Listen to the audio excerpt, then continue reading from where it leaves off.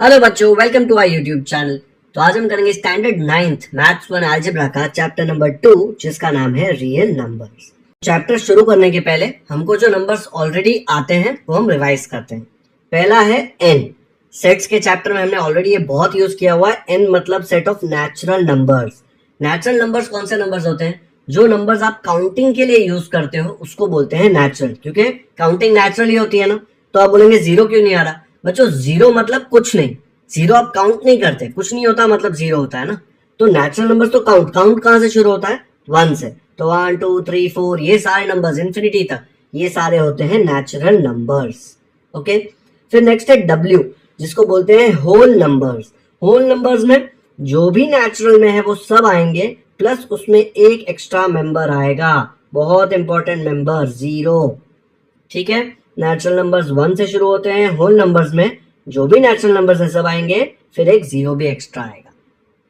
तीसरा है इंटीजर्स। बहुत लोग इसको इंटीगर बोलते हैं, इसको बोलते हैं इंटीजर्स।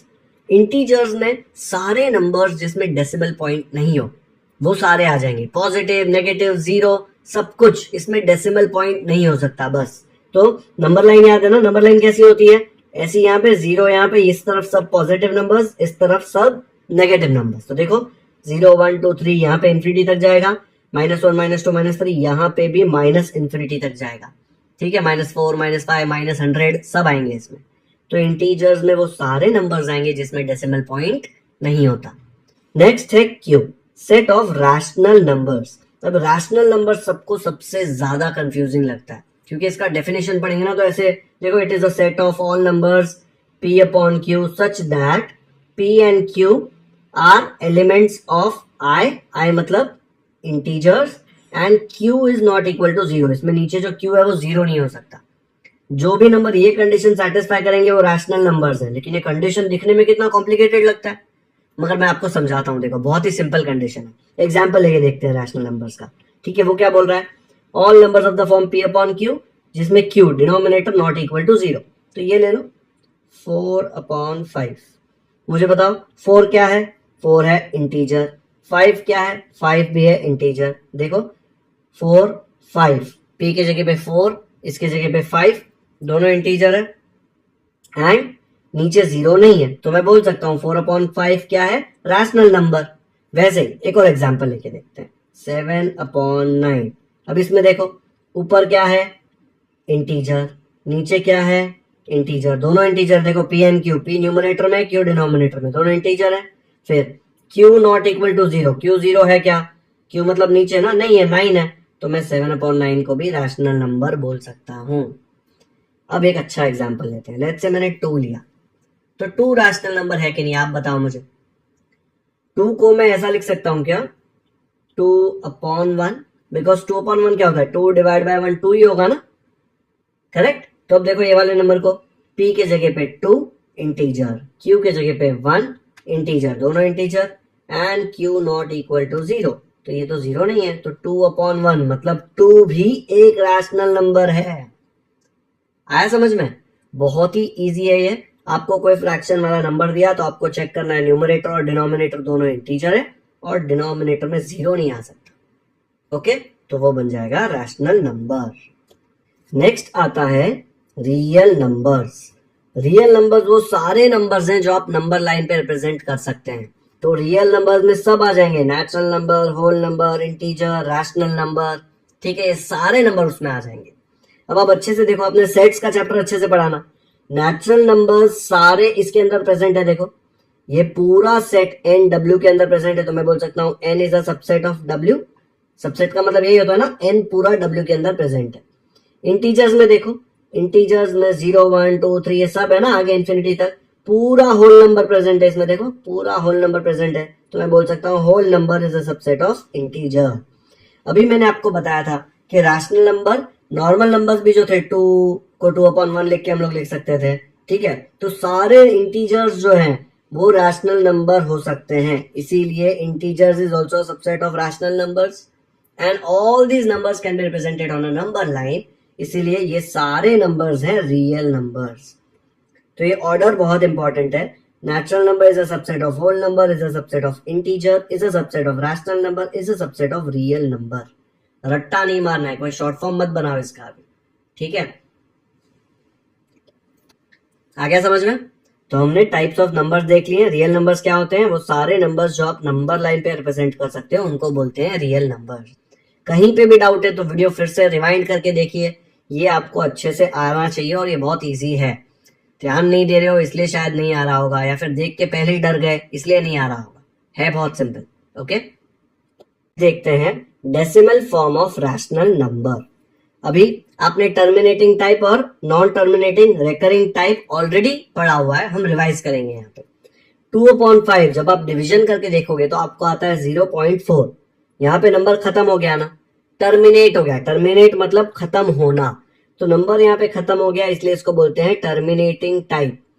वैसे ही माइनस ऑफ 7/64, जैसे ही आप 7/64 डिवीजन करेंगे तो यहाँ पे सब डिवीजन करके आगे रिमाइंडर 0 आएगा। अगर रिमाइंडर 0 आया मतलब ये टर्मिनेटिंग टाइप का है, ठीक है, खत्म हो जाता है नंबर। तो इतना सारा डिवीजन किया लेकिन यहाँ पे इसके बाद वो खत्म हो गया, रिमाइंडर 0 आ गया। वैसे ही 101 डिवाइड बाई 8 आपने डिवाइड किया, आपको ये आया और एंड में रिमाइंडर 0 आया। 101 डिवाइड बाई 8 ऐसे होगा ना, डिवीजन करेंगे रिमाइंडर आपको 0 आया और ये क्वोशिएंट आया होगा 12.625। खत्म हो गया ना यहाँ पे, तो ये इसका आंसर है और ये टर्मिनेट हो रहा है, खत्म हो रहा है यहाँ पे। पर नॉन टर्मिनेटिंग में क्या होता है? यहाँ पे देखो 17/36 जब आप डिवाइड करके चेक करेंगे तो आपको ऐसा आंसर आ रहा है 0.472222 आते ही जाएगा, खत्म ही नहीं होगा। इसीलिए नॉन टर्मिनेटिंग, नहीं खत्म होने वाला। टर्मिनेटिंग मतलब खत्म होने वाला, नॉन टर्मिनेटिंग मतलब नहीं खत्म होने वाला। उसमें रिकरिंग टाइप क्या होता है? रिकरिंग टाइप मतलब देखो एक ही नंबर रिपीट हो रहा है 2 2 2 2 2, इसलिए 2 पे हमने एक डॉट डाल दिया, ठीक है। 33/26 किया तो डिवीजन करके ऐसे आ रहा है। इसमें आप देखेंगे तो क्या रिपीट हो रहा है? 692307, उसके बाद फिर से 692307। जब एक डिजिट रिपीट होता है ना तो उसके ऊपर हम डॉट डालते हैं, लेकिन ऐसे पूरा एक सेट ऑफ नंबर्स रिपीट होता है तो हम लोग उसके ऊपर एक बार डाल देते हैं, ठीक है। तो ये नीचे बार आपको कंफ्यूजिंग लगेगा, आपको चाहिए तो ऊपर ऐसे लिख दो 692307, ये आ रहा है, फिर से 692307। आप आगे जाएंगे तो आपको बार बार 692307 आएगा, इसीलिए हमने 692307 पे बार डाल दिया। ये 2 पे बार नहीं है, यहाँ पे बार इसके बाद से शुरू हो रहा है, ठीक है। नेक्स्ट देखो 56/37, इसमें 1.513 ऐसे आ रहा है ना, तो हमने 513 लिखा और उसके ऊपर बार डाल दिया। तो टर्मिनेटिंग टाइप मतलब उसका डिवीजन करेंगे रिमाइंडर 0 आता है, इसलिए ये खत्म हो जाता है नंबर, तो इसको बोलते हैं terminating type. Non terminating recurring type में क्या होता है? नंबर खत्म नहीं होता, सेम चीज रिपीट होते रहती है, रिकर होते रहती है, इसीलिए नंबर तो खत्म नहीं हो रहा है, इसलिए नॉन टर्मिनेटिंग। वापस सेम चीज आ रही है। रिकर मतलब क्या होता है? वापस सेम चीज आना, रीअकर टाइप्स होता है, ठीक है। तो 692307 692307 ऐसे वापस आ रहा है ना, तो हो गया रिकरिंग टाइप। ओके, चलो इसके क्वेश्चन सॉल्व करते हैं। प्रैक्टिस सेट 2.1 का फर्स्ट क्वेश्चन है, classify the decimal form of the given rational numbers into terminating and non terminating recurring type. आपको सिर्फ क्लासिफाई करना है, वैल्यू निकालने बोला है क्या? नहीं बोला। तो इसको सॉल्व करने के 2 मेथड है। एक, आप पुराना मेथड जो स्कूल में सीखा था 8th स्टैंडर्ड में, वो फॉलो करो, इसका डिवीजन करो, डिवीजन करके फाइंड आउट करो कि वो रिपीट हो रहा है, नहीं हो रहा है, टर्मिनेटिंग है, नॉन टर्मिनेटिंग है, ठीक है। फिर उसको क्लासिफाई कर दो। और दूसरा मेथड मैं आपको फर्स्ट मेथड करने के बाद सिखाऊंगा। तो पहले मेथड से डिवीजन करते हैं। 13/5 का मतलब क्या होता है? 13/5 का मतलब होता है 13 डिवाइड बाय 5, ठीक है। ये डिवीजन कैसे आएगा? 5 2s are 10, फिर आ जाएगा 13 - 10 कितना हो जाएगा? 3। ओके, इसके बाद क्या आएगा? मुझे यहाँ पे एक 0 लगेगा, राइट। 0 यहाँ पे डाला तो यहाँ पे डेसिमल पॉइंट डालेंगे। 30 कब आएगा? 5 6s are 30, तो ये हो गया रिमाइंडर 0। तो मैं 13 को 5 से डिवाइड करूंगा तो आंसर आ रहा है 2.6, रिमाइंडर 0 आ गया मतलब डिवीजन खत्म हो गया। तो मैं सीधा यहाँ पे लिख सकता हूँ इक्वल टू 2.6। कुछ भी रिपीट हो रहा है क्या यहाँ पे? नहीं, नंबर खत्म हो रहा है। तो ये कौन सा टाइप हुआ? टर्मिनेटिंग। कौन सा टाइप हुआ? टर्मिनेटिंग। तो यहाँ पे आप लिख सकते हो टर्मिनेटिंग डेसिमल। तो यहाँ पे आंसर ऐसे आ जाएगा, the decimal form of the rational number 13/5 will be terminating type, क्योंकि यहाँ पे देखो खत्म हो गया आंसर। 6666 रिपीट तो नहीं हो रहा ना, डिवीजन किया तो रिमाइंडर 0 आया, तो मैं सीधा बोल सकता हूँ टर्मिनेटिंग टाइप। तो ये इजी मेथड तो आपके पास ऑलरेडी अवेलेबल है। इजी है, लंबा है लेकिन इजी है। अब इसका मेथड 2 में सिखाता हूँ आपको। मेथड 2 में आंसर तो सेम आने वाला है, इसलिए मैंने बाकी सब मिटा दिया, आंसर सेम रखा है। ठीक है, अब यहाँ पे डिनोमिनेटर जो है उसको चेक करना है। डिनोमिनेटर क्या है यहाँ पे 5 है, तो 5 को मैंने यहाँ पे साइड में लिख दिया। 5 के फैक्टर्स निकालो, क्या आ जाएंगे? 5 के फैक्टर्स आएंगे 5 1 जा, हो गया खत्म। एक ही फैक्टर है 5 का। ठीक है, प्राइम नंबर है ना, तो एक ही फैक्टर होगा। जब भी डिनोमिनेटर का फैक्टर सिर्फ 2 और 5 के फॉर्म में होगा, सिर्फ 2 और 5, और कोई भी नंबर नहीं चलेगा। ठीक है, 2 और 5 के फॉर्म में होगा तो मैं सीधा बिना कोई कैलकुलेशन किए बोल सकता हूं कि decimal form of this number will be of terminating type. कोई कैलकुलेशन करने की जरूरत नहीं है। क्या चेक करना है? डिनोमिनेटर्स के फैक्टर्स निकालने हैं। अगर factors of the form 2 into 5 यही नंबर्स में है, ये कुछ भी हो सकता है, 2 5 3, 2 बार 2 3 बार 5, ये सब आ रहा है, वो सब चलेगा, लेकिन सिर्फ 2 एंड सिर्फ 5 होना चाहिए। कॉम्प्लिकेटेड लग रहा होगा, नहीं है कॉम्प्लिकेटेड, मैं आपको बताऊंगा इसको कैसे लिखते हैं। देखो अभी तो जो भी यहाँ पे डिनोमिनेटर दिया है उसका फैक्टराइजेशन, प्राइम फैक्टराइजेशन यहाँ पे लिख दिया। 5 के फैक्टर्स क्या है? 5 और 1, 1 तो सबका फैक्टर होता है इसलिए 1 पे ध्यान मत दो, सिर्फ 5 है फैक्टर। मैंने बताया आपको डिनोमिनेटर में जो भी नंबर है उसके फैक्टर्स या तो 2 या तो 5 या 2 और 5 का कॉम्बिनेशन हो खाली, तो मैं बिना कैलकुलेशन किए, बिना डिविजन किए सीधा लिख सकता हूं, since 5 is the only prime factor, the decimal form of the rational number 13/5 will be terminating type. तो टेबल में हम लोग ऐसे बना सकते हैं। ठीक है, क्वेश्चन जो सारे वो यहाँ पे लिख दिए, बीच में उनके फैक्टर्स निकाले, फैक्टर्स ऑफ द डिनोमिनेटर, और फिर डेसिमल फॉर्म टाइप क्या है, टर्मिनेटिंग के नॉन टर्मिनेटिंग रिकरिंग टाइप, दोनों में से एक होना चाहिए। अब यहाँ पे देखो 13/5 फैक्टर्स ऑफ द डिनोमिनेटर, 5 के फैक्टर्स निकालो। 5 के फैक्टर्स आएंगे 5 into 1। सिर्फ 5 या 2 में फैक्टर्स है देखो यहाँ पे, तो मैं सीधा लिख सकता हूं ये कौन से टाइप का है, ये है अपना टर्मिनेटिंग टाइप।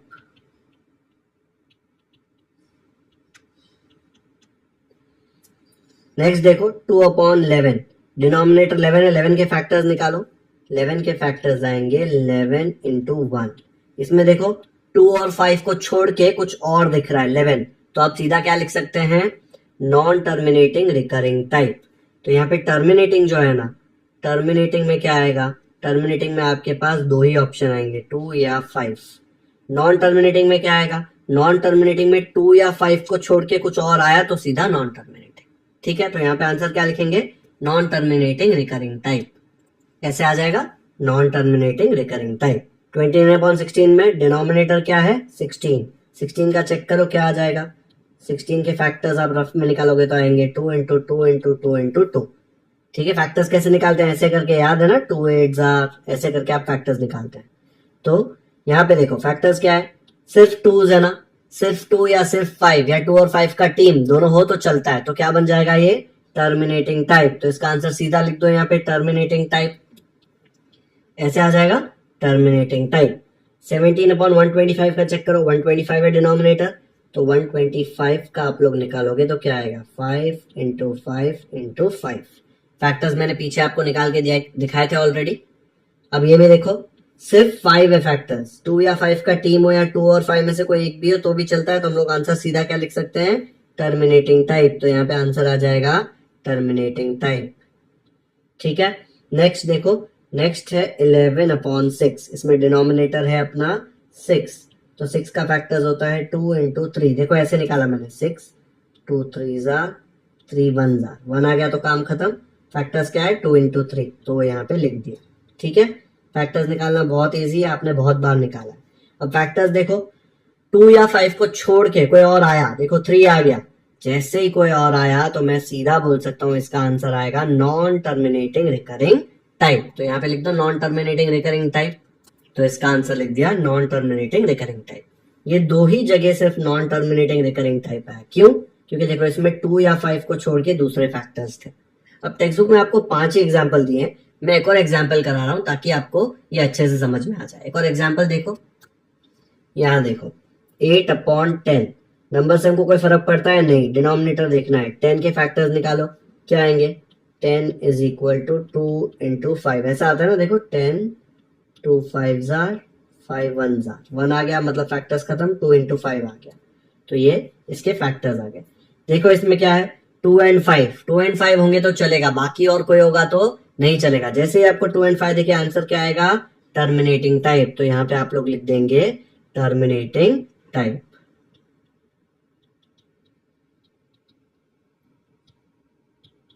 बहुत सिंपल है, आपको सीधा डिनोमिनेटर के फैक्टर्स निकालने हैं, और वो फैक्टर्स में 2 एंड 5 को छोड़ के और कुछ भी दिख गया तो सीधा नॉन टर्मिनेटिंग रिकरिंग टाइप। सिर्फ 2 एंड 5 दिख रहे हैं, सिर्फ 2 दिखेगा तो भी चलेगा, सिर्फ 5 दिखेगा तो भी चलेगा, 2 एंड 5 साथ में दिखे तो भी चलेगा, तो आंसर आएगा टर्मिनेटिंग टाइप। आया समझ में? तो ये मैंने आपको टेबल में भी करके बता दिया, ठीक है। एक बार पूरा सोल्यूशन देख लो पांचों क्वेश्चंस का। आया समझ में? वीडियो पॉज करके खुद के नोटबुक में सॉल्व करो, फैक्टर्स खुद से निकालना ताकि डिफिकल्टी ना आए। ओके, क्वेश्चन 2 दिया है, right the following rational numbers in decimal form. Right मतलब आपको इसका डेसिमल फॉर्म निकालना है। 127 अपॉन 200, इसका मतलब क्या है? 127 डिवाइड बाई 200। आपको 127 डिवाइड बाई 200 का डिवीजन करना है, जो आंसर आया डेसिमल फॉर्म में उसको लिख देना है। तो कैसे आएगा डिवीजन? ऐसे लिख देंगे 127 डिवाइड बाई 200। अब देखो 127 200 से छोटा है, तो पहले तो मैं लिखूंगा 200 zeros are 0, क्या मिलेगा मुझे यहाँ पे? मुझे मिलेगा 127। फिर यहाँ पे एक डेसिमल पॉइंट डालूंगा और एक जीरो एक्स्ट्रा यहाँ पे ले सकता हूँ मैं, ठीक है। अब देखो ये 2 का टेबल ही समझ लो ना, यहाँ पे क्या है? 1200 जितना आ रहा है, 2 6 जार कितना होता है? 2 6 जार 12 होता है, तो 200 इंटू 6 कितना हो जाएगा? 200 इंटू 6 हो जाएगा 1200। तो मैं यहाँ पे लिख सकता हूँ 200 इंटू 6 इज 1200। माइनस करो इसको, क्या मिलेगा? 0 माइनस 0 0, 7 माइनस 0 7, और ये तो 0 0 ही आ जाएंगे यहाँ पे ना, तो नहीं लिखते हैं। फिर वापस एक एक्स्ट्रा जीरो लो, यहाँ पे क्या मिला मुझे? 700। अब मुझे 2 का टेबल आता है, 2 3 जार 6 होता है, 2 4 जार 8, तो 200 3 जार 600 आएगा, एंड 200 4 जार 800। 800 इससे ज्यादा हो जाएगा, तो आपको लेना है 200 3 जार 600। तो यहाँ पे 600 लिया, इसको सब्ट्रैक्ट किया तो क्या मिलेगा? 0 माइनस 0 0, 0 माइनस 0 0, 7 माइनस 6 1, ठीक है। अब देखो यहाँ पे 100 तो इसमें जाएगा नहीं 200 में, तो एक और एक्स्ट्रा जीरो हम यहाँ पे ले सकते हैं। अब 2 के टेबल में 10 आता है ना, 2 5 जार 10, तो 200 इंटू 5 क्या हो जाएगा? 200 इंटू 5 भी आ जाएगा 1000, तो मुझे मिलेगा 200 इंटू 5 1000, ये आ जाएगा 0। जैसे ही 0 आ गया अपना डिवीजन खत्म हो गया, तो 127 डिवाइड बाई 200 का वैल्यू क्या आया? 0.635। तो मैं यहाँ पे लिख सकता हूँ therefore 127 upon 200 is equal to 0.635। ये मैंने डिवीजन करके निकाल लिया। आया समझ में? डिवीजन करने में थोड़ा टाइम लग रहा है ना। ओके, तो ये जो इजी क्वेश्चंस होते हैं ना, जिसमें डिनोमिनेटर इतने सिंपल होते हैं, उसके लिए एक और ट्रिक है, लेकिन ये ट्रिक आप हर जगह नहीं यूज कर पाएंगे। जहां पे डिनोमिनेटर ऐसे हो कि उनको मल्टीप्लाई करके आपको 10 100 1000 ऐसा मिले ना, तो आप लोग ये ट्रिक यूज कर सकते हो। कैसे? मैं आपको बताता हूं, देखो। तो मैंने ऐसा लिख लिया 127 अपॉन 200 इक्वल टू, बच्चों ये आंसर हो गया, मेथड 1 है, ये मेथड 2 बता रहा हूं मैं, इज इक्वल टू, आप न्यूमरेटर और डिनोमिनेटर को सेम नंबर से मल्टीप्लाई कर सकते हो ना, अलाउड होता है। अब डिनोमिनेटर 200 को आपको ऐसे नंबर से मल्टीप्लाई करना है कि आंसर आपको 10 आ जाए। अब 200 को छोटा करने के लिए तो डेसिमल पॉइंट में मल्टीप्लाई करना पड़ेगा, तो 10 छोड़ दो, लेकिन इसको 1000 बना सकते हो ना, मैंने बोला ना 10 100 1000 ऐसे कर सकते हो। तो इसको 1000 बनाने के लिए किससे मल्टीप्लाई करेंगे? 200 को हम लोग 5 से मल्टीप्लाई करेंगे तो 1000 आएगा ना, लेकिन नीचे 5 से किया तो ऊपर 127 क्या बोलेगा? अरे मुझे भी 5 से करो, कर दिया हमने मल्टीप्लाई। 200 इंटू 5 क्या होता है? 200 इंटू 5 होता है 1000, एंड 127 इंटू 5 क्या होता है? चेक करो रफ वर्क में, मैंने यहाँ पे रफ वर्क में 127 इंटू 5 किया, आंसर आ रहा है 635, तो यहाँ पे मैंने लिख दिया 635। अब देखो यहाँ पे 1 के बाद 3 जीरो, तो अगर मुझे इसे डेसिमल फॉर्म में कन्वर्ट करना है तो डेसिमल के बाद 3 डिजिट आएगी, क्यों? बिकॉज 3 जीरो है, तो मैं यहाँ पे डेसिमल डालूंगा और 3 डिजिट कौन सी आएगी? 635, तो यहाँ पे लिख दिया 0.635, आगे कुछ नहीं है तो 0, तो आंसर आ गया 0.635। सेम है ना आंसर। मैंने 6 स्टैंडर्ड वालों को ये सिखाया था ऐसे कि डिनोमिनेटर में 10, 100 या 1000 लेके आना है। अगर आपको नहीं पता चलता ना, 200 को देखो आप, 10 या 100 बनाना बहुत मुश्किल है, लेकिन 1000 200 से ज्यादा है ना, आप चेक कर सकते हो। 1000 को 200 से डिवाइड करो, 1000 को 200 से डिवाइड करोगे तो आपको 5 मिलेगा। इसका मतलब मैं 200 को 5 से मल्टीप्लाई करूंगा तो 1000 मिलेगा। नहीं समझ में आ रहा है, चुपचाप ये डिवीजन करो और ये आंसर लिखो। और ये वाला समझ में आ रहा है, मेथड 2, तो मेथड 2 करो। लेकिन मेथड 2 हर बार नहीं कर पाओगे, आपको मेथड 1 तो आना ही चाहिए। ये मेथड 2 है और ये मेथड 1 है। मेथड 1 तो आपको आना ही चाहिए, डिवीजन वाला। ओके, वीडियो पॉज करो, देखो खुद से, सॉल्व करो ये। नेक्स्ट करते हैं। अब यहाँ पे सेकंड क्वेश्चन दिया है 25/99। तो इसमें तो मेथड 2 यूज करना इम्पॉसिबल है, क्योंकि 99 को ना आप 10 बना सकते हो, ना 100 बना सकते हो, ना 1000 बना सकते हो। ठीक है, तो इसमें चुपचाप डिवीजन करना है और इसको सॉल्व करना है। आपके लिए मैं 99 का टेबल साइड में कैलकुलेट करके लिख रहा हूं ताकि आपको आसानी हो। तो मैंने यहाँ पे 99 का टेबल लिख दिया है। ठीक है, पीछे कैलकुलेशन कर करके एक एक टेबल लिखा है, आपको भी ऐसे ही लिखना पड़ेगा। तो अभी हम लोग को क्या करना है, 25 डिवाइड बाय 99 ऐसे आ जाएगा, 25 डिवाइड बाय 99। सबसे कॉमन मिस्टेक जो बच्चे करते हैं ना, इसको उल्टा लिख देते हैं। 25 डिवाइड बाय 99 को लिखेंगे 99 डिवाइड बाय 25। गई भैंस पानी में, सब रॉन्ग हो जाएगा। ठीक है, जो यहाँ पे नीचे है वो यहाँ पे बाहर आएगा। अब देखो 25 तो 99 के टेबल में आने नहीं वाला है, तो सबसे पहले आप करेंगे 99 zeros are 0 and 25। ठीक है, एक एक्स्ट्रा जीरो आप डालेंगे, वैसे ही यहाँ पे डेसिमल पॉइंट आ जाएगा 250। देखो 99 2s are 198, 99 3s are 297, तो 99 2s are 198 आ रहा है ना, तो हम लोग यहाँ पे लिखेंगे 99 2s are 198। सब्ट्रैक्ट करो इसको, ये आ जाएगा 10 - 8 ना, ये 5 कट होके 4 हो जाएगा, 10 - 8 आ जाएगा 2, और ये 4 हो गया था। ठीक है, ये 4 हो गया था, 2 को कट करके 1 बनाओ और ये हो जाएगा 14, 14 - 9 हो जाएगा 5, तो ये आ जाएगा 52, क्योंकि यहाँ पे 1 - 1 0 आ जाएगा।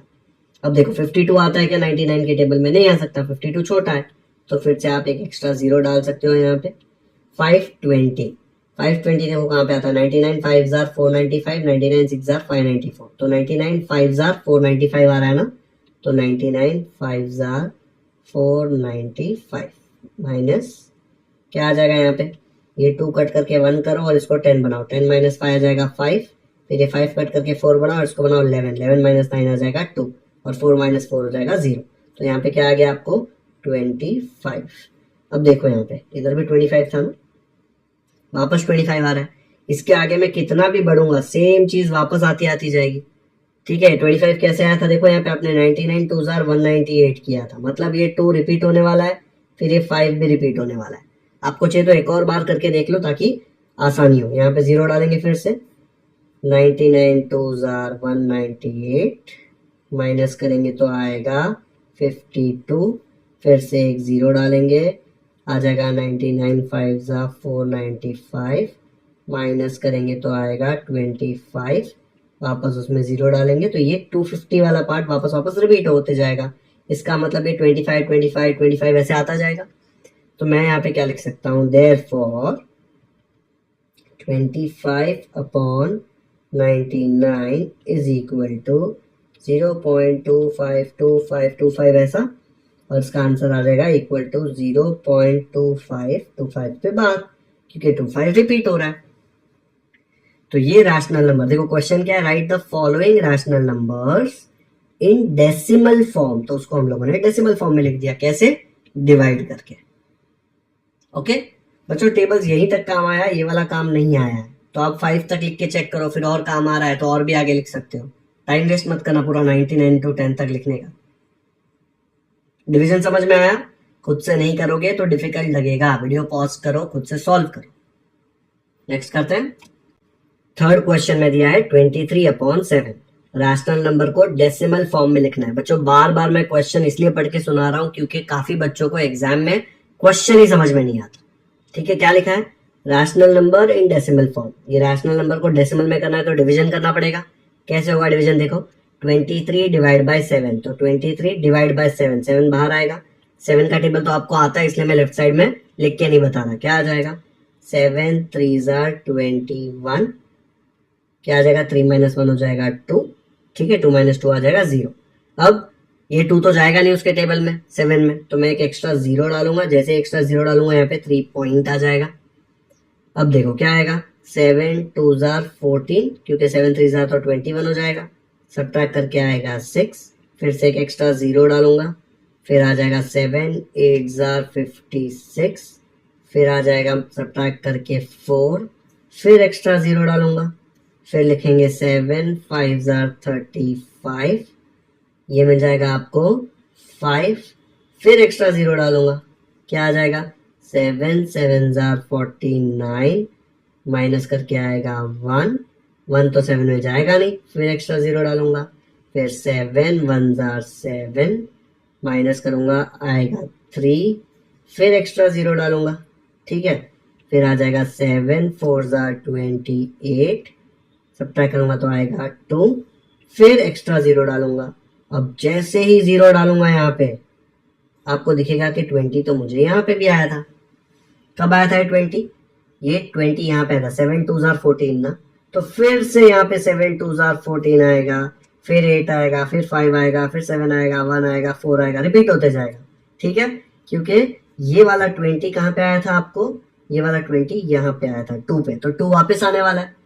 आपको चाहिए तो एक और बार एक और स्टेप बता देता हूँ आपको मैं, क्या आएगा इसके बाद, 7 2 14, सब्ट्रैक्ट करके आ जाएगा 6, फिर वापस 0 डालेंगे, क्या आएगा, 7 8 56, ऐसे ही आते जाएगा ना आपको, देखो 2 8 2 8 रिपीट होते जाएगा, तो ये 2 8 5 7 1 पूरा रिपीट होने वाला है। तो इसमें आप क्या लिख सकते हैं, therefore 23/7 is equal to 3.28571, और सीधा 28571 पे आप बार बना सकते हैं क्योंकि ये रिपीट हो रहा है।